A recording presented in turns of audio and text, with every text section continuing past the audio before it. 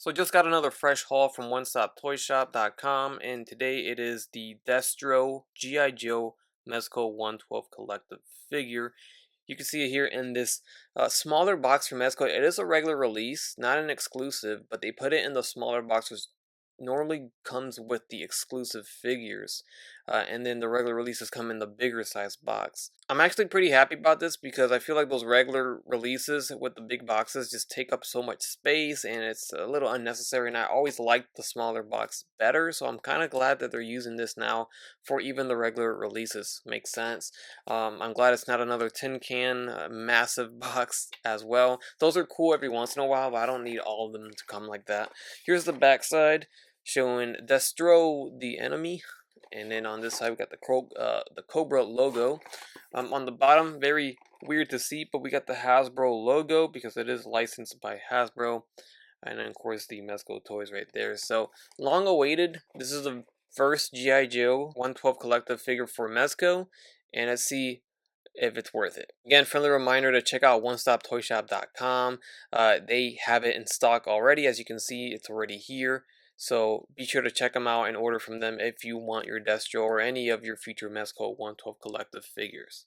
So our Destro comes in at about 6.5 inches tall, and he looks really good. This is a very different looking Destro compared to the Hasbro G.I. Joe Classified series, which of course we will compare to. That's the biggest comparison we all want to know about, which one or how do they stack up against each other. We all know which one might look better than the other, but how do they really stack up, or how do they look? How good is the $25 release versus this release, which is triple the price of that Hasbro version? So, out of the box, he looks good. I'm loving the metallic silver paint for his face sculpt. It looks great. The torso paint and sculpt looks awesome too. And his soft goods and fabrics is the black areas on his torso, and of course his pants. The boots look good. Everything's sculpted very nicely and painted very nicely. Tailoring is done very well. The seam lines are pretty clean, no issues really anywhere that I can see. And just the paint job overall looks really well done. So I am digging it. Really no issues at all. The joints are pretty tight. There's no looseness or anything like that anywhere. So very good, positive things right off the bat. Now he comes packed full with a ton of accessories, and that includes 3 head sculpts, including the one on the figure itself. So let's take a closer look at the head sculpts. Alright, so of course this is the one you've been looking at. This is the one out of the box. Very neutral and normal. Just serious. You can see his face is just natural. It looks like a normal person's face. And then we get this face, which is another neutral face, but you can see it's a little bit more animated. It's more stylized. Sharp edges there on his cheeks and his eyebrows. Very different look. I think this is more of like a comic book animated type of style for this face sculpt, so you have an option of which style you prefer, so I dig that. And then last but not least, we have our third and final face sculpt, which is also fantastic. A little bit more expressive here with the mouth open, the teeth showing. Very nice sculpt and paint. This is very cool. I like this a lot. So those are your 3 options for the head sculpts. As for his hands, we have a pair of fists that come with the figure already packed in. 5 other pairs of hands, making it 6 total pairs. So of course we're going to get our traditional trigger finger hands here, which wield his weapons. We have another set of trigger finger hands here. He does come with 2 separate weapons there too, so that is why he has 2 sets of trigger finger hands. And then we have a set of open hands right here, all painted and nicely done. A set of just grabby hands here, because he does have a briefcase he can carry around, so you can just grab items with these hands. And then lastly, this set does not match up, but we get a right open hand and a left pointing hand right there. So pretty dope. And as for the weapons, as I stated, he comes with 2. So we get the pistol right here. It's all black, sculpted, pretty cool. And then we have his rifle right there, which also has a pretty cool sculpt. It's just gunmetal black with some glossiness to it as well on the grip and on the top of the rifle there. And then he also comes with a third gun. This actually comes packed in like this with all of the accessories. This one you can combine all together. You see there's a stock there, there's a scope, there's a silencer, a suppressor, there's a grip, there's a magazine as well. So pretty cool, and this is like this because he has a briefcase, and here it is. So you have a choice here how you want to play with this briefcase. You open it here. I already inserted the batteries. It is battery powered right here. So when you have the batteries in it, then it looks like this. It lights up the green and the red here. It looks as if this would light up, but it does not. It's a translucent red, but it does not light up. And the top button is to turn it on only. As you see, if I hit it again, it does not turn off. But if you hit the bottom button, that's to turn it off, and you cannot use the bottom button to turn it on. So it's kind of weird. This is the on, this is the off. And then this just comes off like this. There is a switch on the side if you want to just switch it to off at all times. The click does not allow it to turn on. But if you don't want to use this one at all, then that's where this one comes into play, where you could use it as a gun case right here. The guns fit in there just fine, and you can close it up and use it for that instead. We also do get this very cool looking effect here where he's firing off his missiles, and that is from the missiles on his right forearm right here, which this is actually pretty loose. It comes off super easy. It fell off as soon as I took him out of the package. It's just barely hanging in there. I don't know why it's so loose, but that is the state of my particular figure. And then hopefully this does not loosen up. But yeah, okay, this is a little bit of a tighter fit. And that's important because you don't want this to fall off. It has got more weight to it. And this is the effect, and the missiles right there. Pretty cool. I like that a lot.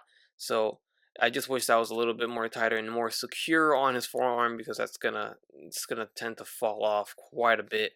And then what's also cool is that he has a separate holster here, as you see, so you can choose between this one here, which is, I believe, probably for one of the pistols, and then this one's for the other pistol. So you could swap between the holsters on his side of his leg. Only the right side of his leg can carry one at a time. And then packed separately, we have his necklace with the amulet right there. This is a real chain link, real necklace. So this is super cool. And then that's how it looks like on the figure itself. So I dig that a lot. I love it. I didn't expect anything less there when it came to Mezco and making a actual chained necklace, which looks really good. It doesn't look oversized, doesn't look ridiculous. It looks just right and super badass and realistic. So I dig that a lot. Lastly, we have an extra set of magazines here, of course, for our weapons. This is a thing that we are accustomed to with our Mezcos, so very cool. And not showing it, but he does come with a base and a stand, so just like all Mezcos do. Alright, so taking a step back here so we can take a look at the articulation. The head is on a ball joint right here, so he looks up a little bit, but you're going to want to maybe stretch him back there like that, so you can look up a little bit higher. Looks down about this far. The neck is a separate articulated neck, but super tight in there, so it's not super flexible. There's a left and a right swivel, and a very nice head tilt as well. Arms are going to go all the way up as far as you feel comfortable with. Of course, we do get soft goods, so you have the risk of it tearing or whatnot. So that's up to you of how far you want to stretch that thing. So I'm going to stretch it up to this height, but obviously the articulation is there to where you can go all the way around if you wish. And there's a prime example of that piece right there falling off very easily. In and out on the arms, no problem. There's a bicep swivel. We get double jointed elbows, very nice. And then we get a swivel at the wrist with a ball jointed hinge. Torso, there is a diaphragm joint that has a lot of range of motion. Very cool. Punches forward and back, tilts side to side, and also swivels, along with a waist swivel down there too. The belt is a separate piece which moves around. Legs will kick forward just fine, very, very nicely. They go in and out. He could probably do a full split, yeah, pretty much. And then we get a thigh swivel, double jointed knees, and then we also do get an ankle hinge, ankle rocker, and a swivel right there, and that's about it. Alright, so what we have here is two entirely different price points here. So of course, Mezco 112 Collective, $100 on the left side, and then at the time that this one released, I think it was $19.99, so $20 for Destro on the right side. Nowadays it's $24.99 if you go with the retro carded re-release of Destro. So you can see here, man, honestly, for 20 bucks, that Destro it's still pretty damn good, considering the price point. $80 off of what you are paying for the Mezco one. So in the end, of course, the Mezco version is better quality. It's to be expected, but there's still a good choice here between these two. How big of a G.I. Joe fan are you? Do you really want to spend $100 on one character of a 6-inch figure?